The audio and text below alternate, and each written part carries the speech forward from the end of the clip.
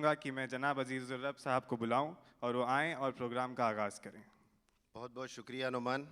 हम अपनी जान के दुश्मन को अपनी जान कहते हैं, हम अपने जान की दुश्मन को अपनी जान कहते हैं, मोहब्बत की इसी मिट्टी को हिंदुस्तान कहते हैं।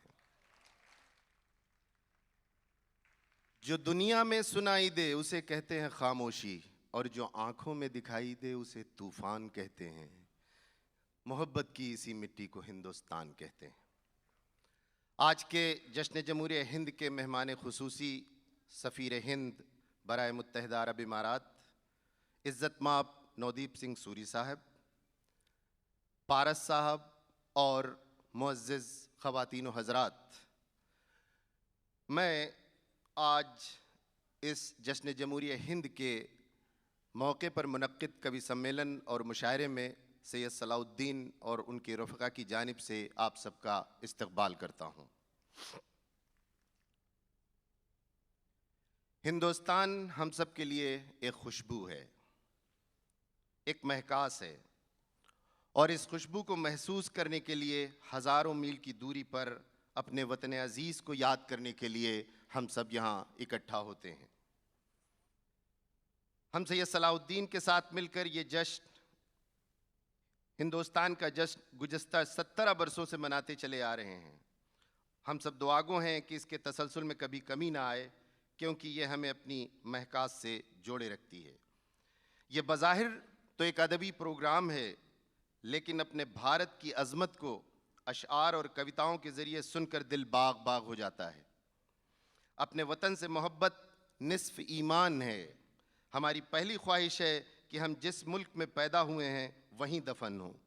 इसी सिलसिले में हमारे अजीज़ी दोस्त डॉक्टर कलीम कैसर के 4 मिसरे हैं कि निराली शान से उठें, मिसाली शान से उठें, लिए होठों पे अपने एक नई मुस्कान से उठें, मेरे मालिक मेरे साईं बस इतनी सी तमन्ना है, मरे हिंदुस्तान में और हिंदुस्तान से उठें। जैसा मैंने पहले अर्ज़ किया कि हिंदुस्तान हमारे लिए एक मुल्क नहीं बल्कि एक खुशबू है, जिसको सिर्फ मोहब्बत नाम दिया जा सकता है, और हम सब इस मोहब्बत के कर्ज़दार हैं, और ये कर्ज़ इसी ज़िंदगी में चुकाना है। हमें अपने वतन का जश्न मनाने की पूरी आज़ादी इस मुल्क के सरबराहान ने दे रखी है, और हम इसके लिए उनके शुक्रगुज़ार हैं। यह कवि सम्मेलन और मुशायरा हमारी रवायत और तहज़ीब का एक हिस्सा है, जिसे हम सब सैयद सलाउद्दीन की सरबराही व सरपरस्ती में पिछले 17 सालों से मनाते चले आ रहे हैं, और इंशाअल्लाह मनाते रहेंगे। मैं आप लोगों का फिर से एक बार इस्तक़बाल करता हूं, और चाहता हूं कि हमारे जो मेहमान अपना वक्त निकाल कर यहाँ पर आए हैं, उनके लिए भरपूर तालियों से उनका इस्तक़बाल किया जाए।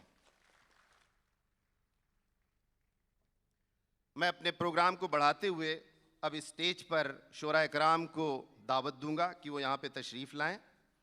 और हमारी एक रवायत रही है कि हिंदुस्तान से चंद मेहमान हर साल इस मुशायरों को सुनने के लिए आते हैं, और मैं सबसे पहले उनसे गुजारिश करूंगा कि वो स्टेज पे तशरीफ़ लाएं।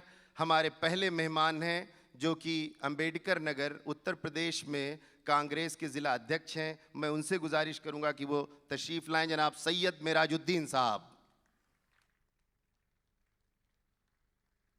हर दिल अजीज़ दोस्त, मोहब्बत का फरिश्ता जनाब अरुण पांडे साहब, जो हर साल आते हैं, मैं उनसे गुजारिश करूंगा कि तशरीफ़ लाएं। इस साल हमारे एक और साथी यहाँ पर आए हैं, उनका नाम है मिस्टर राजेंद्र प्रताप सिख। मैं उनसे गुजारिश करूंगा कि वो स्टेज पे तशरीफ़ लाएं। मंजिल से आगे बढ़कर मंजिल तलाश कर, हमारा एक खूबसूरत चेहरा, बहुत ही यंग लोकल पोइट, जो कई बार इस मुशायरे में हिस्सा ले चुके हैं, इस साल भी वो हिस्सा लेंगे। आपकी भरपूर तालियों में मैं गुजारिश करूंगा जनाब शम्स इलाहाबादी से कि वो तशरीफ़ लाएं। जनाब शम्स इलाहाबादी।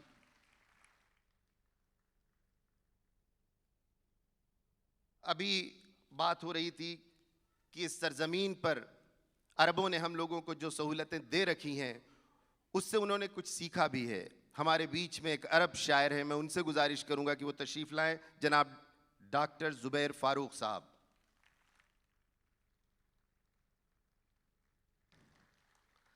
दूसरा नया चेहरा और खुशबू से मुअत्तर, जिसे मैं जब देखता हूं तो उनके वालिद मोहतरम की याद आती है। आप सब जानते होंगे। मैं गुजारिश करता हूं शहरयार जलालपुरी से कि वो स्टेज पे तशरीफ लाएं। एक दूसरी नई महक हिंदुस्तान से तशरीफ लाई है, जिसका नाम है शरफ नानपारवी। मैं उनसे गुजारिश करूंगा कि तशरीफ लाएं। कवियों और मुशायरे के संगम में एक नया कवि हमारे बीच है, जिसका नाम है पवन आगरी। मैं उनसे विनती करता हूं कि वो स्टेज पे तशरीफ लाएं। हमारी अगली कवित्री हैं गौरी मिश्रा। उनसे गुजारिश है कि वो स्टेज पे तशरीफ लाएं।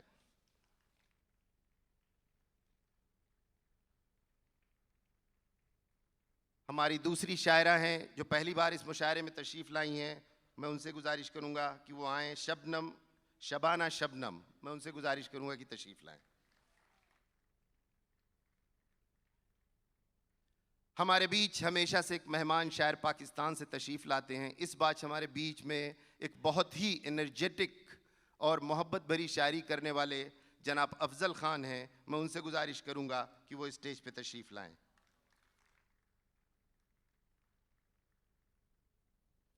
अब मैं एक ऐसे शख्स को दावत देने जा रहा हूं जो इस मेहमान नहीं बल्कि मेज़बान है, हमारे मुशायरे की बैकबोन है और हर साल हिंदुस्तान में वो पूरी बरस मेहनत करते हैं और तब जाके मुशायरा आपके सामने आता है। आपको सब पता है कि मैं किसका नाम लेने वाला हूं। आपकी भरपूर तालियों में डॉक्टर कलीम कैसर से मैं गुजारिश करूंगा कि तशरीफ लाएं।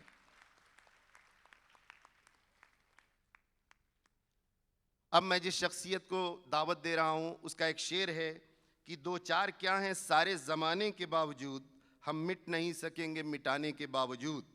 ख्वाबों के शौक़ में कहीं आंखें गंवा न दें, हम सो रहे हैं नींद ना आने के बावजूद। ये शेर सिर्फ और सिर्फ नवाज़ देवबंदी कह सकते हैं। मैं उनसे गुजारिश करूंगा कि तशरीफ़ लाएं। आपकी बहुत सारी तालियों में डॉक्टर नवाज़ देवबंदी।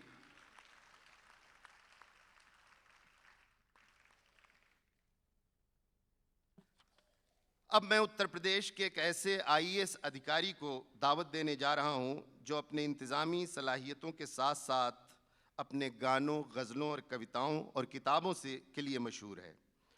आप उत्तर प्रदेश के तकरीबन 12 ज़िलों के कलेक्टर रह चुके हैं। ये गज़लों के साथ साथ किताबें भी लिखते हैं। अब तक उनकी 4 किताबें शाया हो चुकी हैं। फ़िलहाल वो सेक्रेटरी जनरल एडमिनिस्ट्रेशन UP के ओहदे पे फायज़ हैं और ऐसा सिकंदर है जिसने खुद कबूल किया है कि मैं हार गया हूँ। उनका एक शेर है कि मैं तेरे प्यार का मारा हुआ हूँ, सिकंदर हूँ मगर हारा हुआ हूँ। मेरी गुजारिश है डॉक्टर हरिओम IAS से तशरीफ़ लाएं। डॉक्टर हरिओम, आपकी बहुत सारी तालियों में।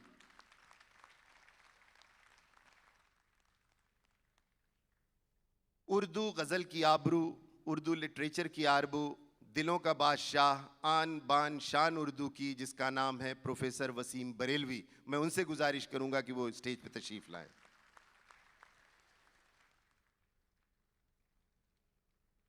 जहां जाते हैं कोई कहानी छोड़ जाते हैं, ज़रा सा प्यार थोड़ी सी जवानी छोड़ जाते हैं।